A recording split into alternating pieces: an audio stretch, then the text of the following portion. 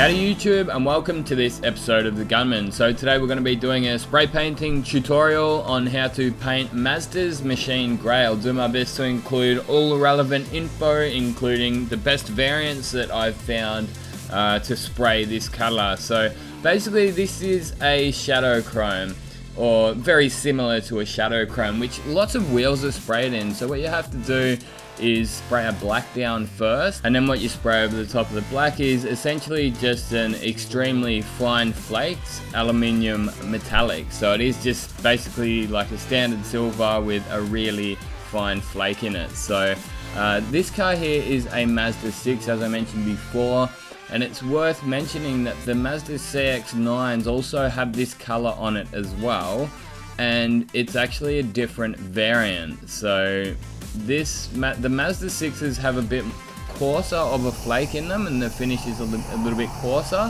However, if you go to the CX-9s, it's a lot finer. So I'm spraying this one here in StandUp Solvent base, and there's a good variant. So it was the European variant. First you spray 571 down, just straight 571, which is just a straight black tinter. And then for the shadow chrome, you'll have to go back up to your tinting machine, look at your computer and mix up the formula for the shadow chrome. So there'll be, well, in this one, I think there's like 5 or 6 tinters in there. It was just, actually a big part of it was this 599, which you'll see me spraying down first. So that's to help the blend and fill in some of the prep scratches, or most of the prep scratches. But yeah, so for the shadow chrome, most of that color is actually full of clear binder, basically, which is what that 599 is.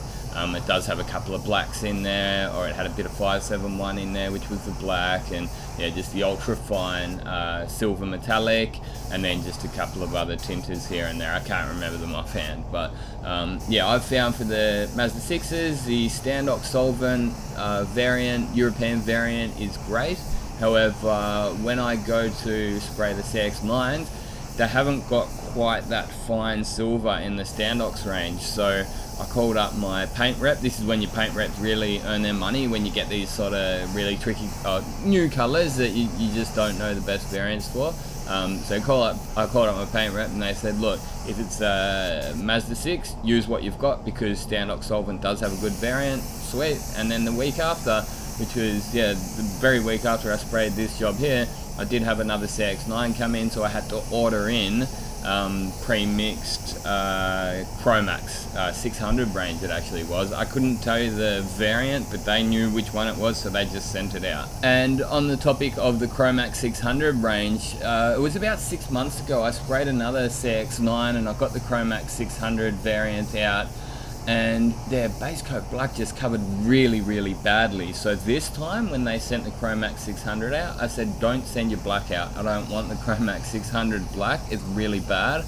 And it was like little chunks of stuff blowing out of the gun as well, and it just really felt like an ultra cheap black. So he's like, man, you're on your own here. I shouldn't really, I'm taking no part in it. I said, man, I don't care, I'm going to be putting StandUp's black down, and then I put the Chromatic 600 Shadow Chrome Silver over the top, and it worked perfectly. Like, that job came up absolutely mint. I don't know if I'll do an edited version of that CX-9 I sprayed, however, I will be uploading one to my Raw channel. So yeah, make sure you are subscribed to my Raw channel. I do a lot more uploads over on that channel than I do on this channel, and if you would like a link, there's either a link down in the description, or there will be one at the end screen of this video. Now, I didn't include any prep footage for this job here because I knew that the video was going to get a little bit longer, just due to the application of this color, because it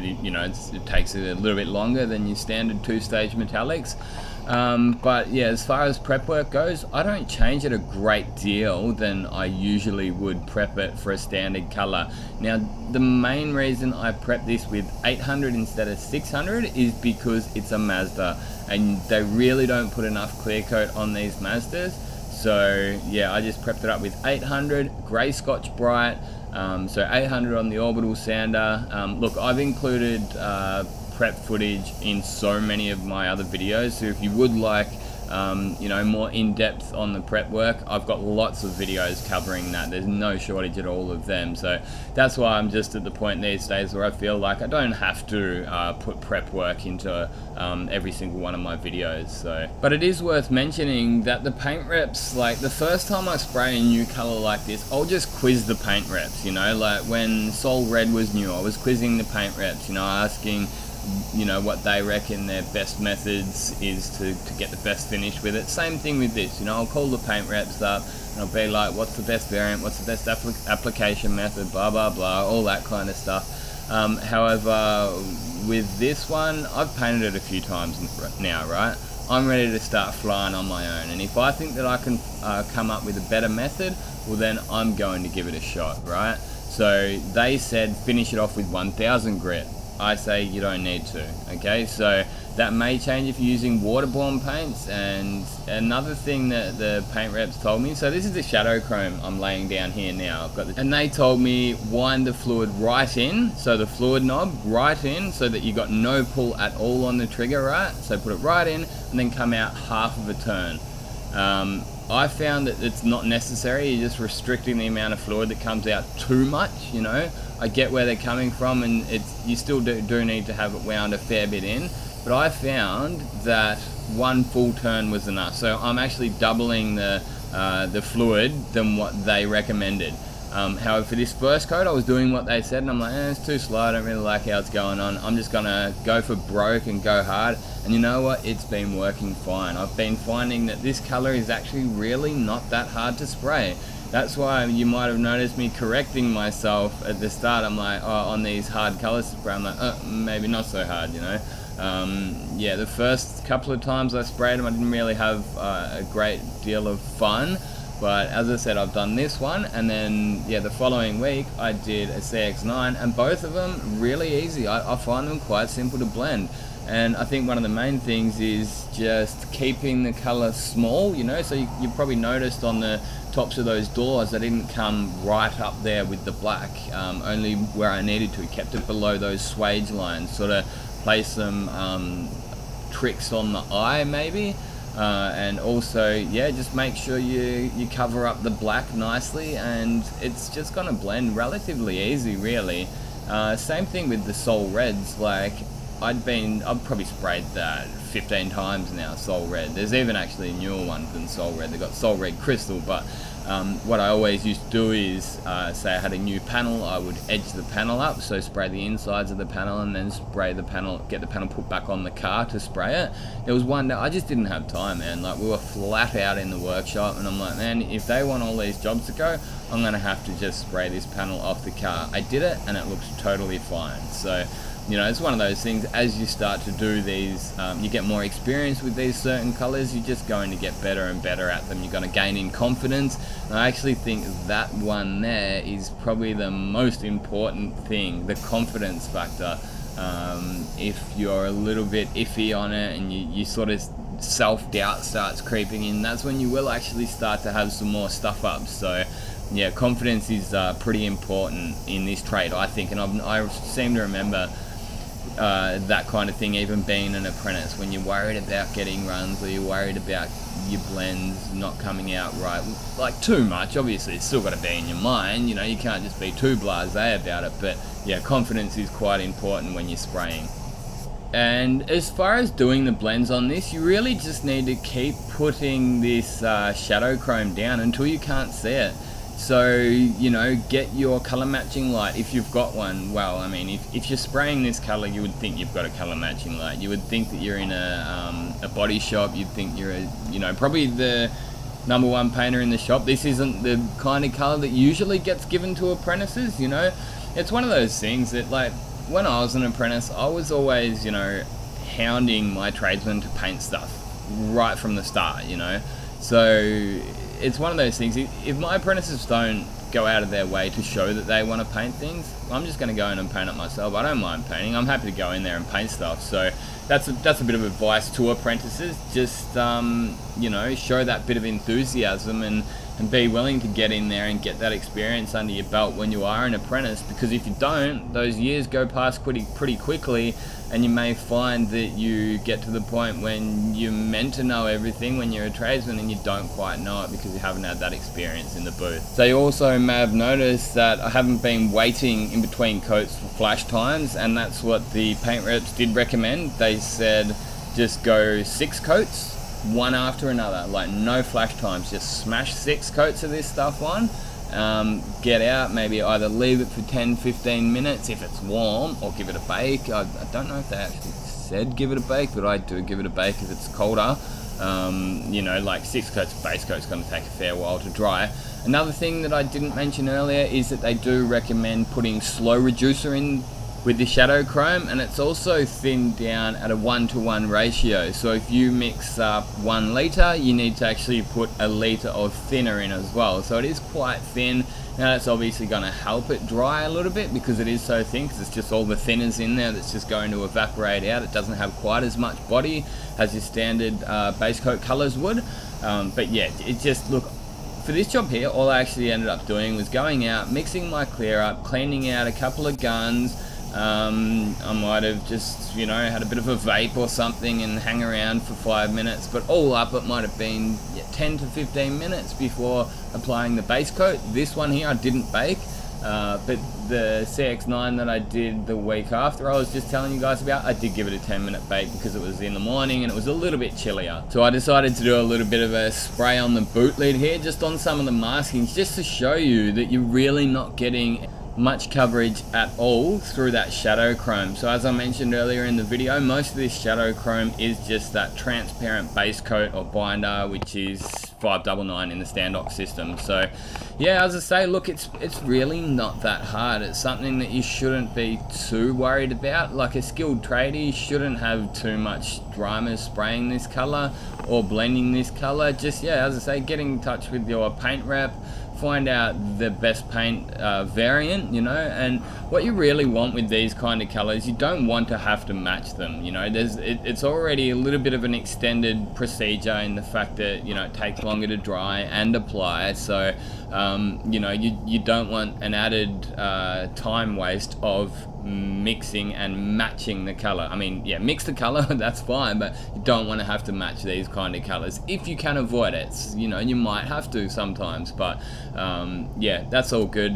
Basically, I've got a few different spray outs for the different variants, and I've also done a few little tweaks as well. So I've tried using different ground coats. So what I actually did on one of the color cards is use a different black to see if it was better, and I found out that, yeah, the 897, which is like the full super deep black, was actually better than the 571, which has got a bit more of a redder yellow tinge to it in the StandUps. But again, that's probably something that you know, experienced trader would figure out himself anyway. So as I said before, you know, get that color matching light into the booth, turn the lights off, because those fluoro lights can sometimes throw you off a little bit. But I did it in this one, but on the next job I did, which I told you guys about, the CX-9, I didn't even bother about getting my color matching light out. I was confident using the booth lights that it looked fine. I just cleared it and took it outside and it looked perfect.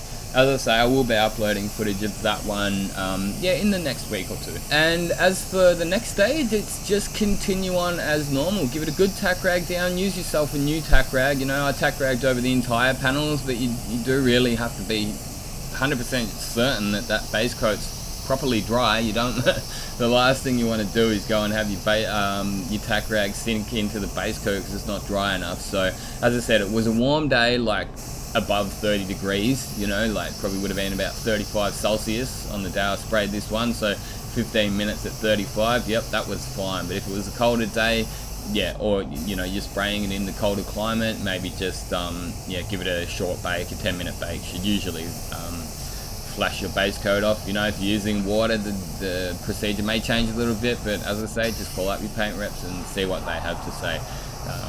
Yeah, make them earn their money, you know what I mean. And yeah, from here on in, as I say, it's just a couple of coats of clear and we're done. So I'm using StandUp Standard Clear on this job.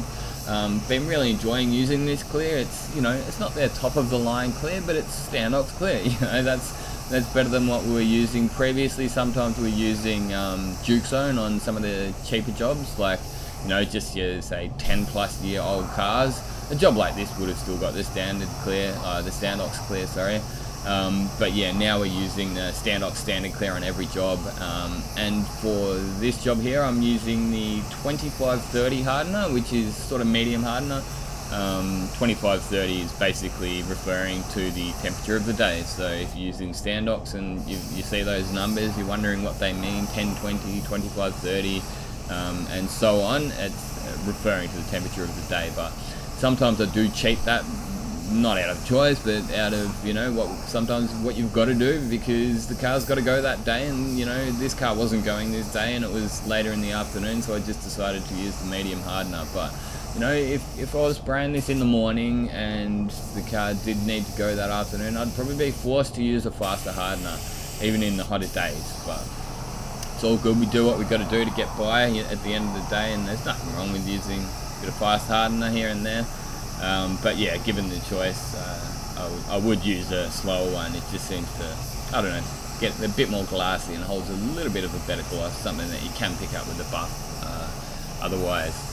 But yeah, still using my #1 gun, been loving my Vigilante. This thing's been doing quite well for me, yeah, over 2 years now. So basically just the Wilburs GTI Pro Lite with a Vigilante design on it. TE20 1.3, use this setup all year round. I've still been loving using my MSDS Water Supernova, the Lotus Edition one that I'm sure most of you guys are pretty familiar with, and yeah, been loving that, but it does go through a noticeable amount more clear than my Pro Lite does. So the Pro Lite, I find actually in the middle of summer when it's a lot warmer, I do use a little bit more clear. Obviously you just got to get a bit more material on to keep it nice and wet. And I think that, yeah, I'm looking at maybe 140 mils per panel with the Pro Lite. However, I'm closer to 150, even 160 mils per panel when I'm using my MSDS Water Lotus edition. So the Supernova is a WS400 1.3 HD. I love the gun, but it's just, you know, I probably would have used it on this car, but it just, you know, over a year's period, saving, what is it, 15 to 25%, probably 15%. You know, that's going to add up to quite a few clear kits, you know, and I know I am just an employee and it's not my clear, but I still do my best to save money for the boss where possible. And if it's as simple as using a different gun, well, I'm going to do it, you know what I mean? If you're able to get the same results, like as in finishes, but use less material, then that's what I'm going to do. So yeah, there you go. That's about it for this job there, gunners. I'm really happy with how this one came up. That's probably why I decided to make a YouTube video on it. The finish looks like a Mazda finish, so it's not ultra wet and thick like your European finishes, not that really chunky orange peel. It's quite a fine finish, and I think I nailed that, nailed the blend. Color looks really good. I'm gaining confidence spraying this color, and you know, I hope me making this video has helped you gain confidence. Maybe be sure to leave a comment or a question down below if you've got any. I'll do my best to get back to you. I can't guarantee that I will get back to you, but I'll do my best. And I hope you guys did enjoy watching the intro. That one, I spent a few dollars on that one. I don't have to say how much, but yeah, I think it was definitely worth it. I love that new intro. Hope you guys did too. Leave your feedback down below.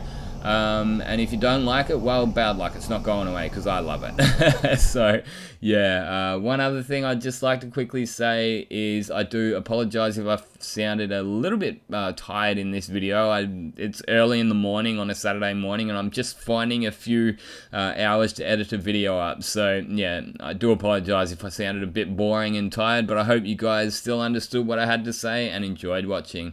Until next time, get out there and paint some shit. Thanks for watching, and this has been another Gunman production. Goodbye.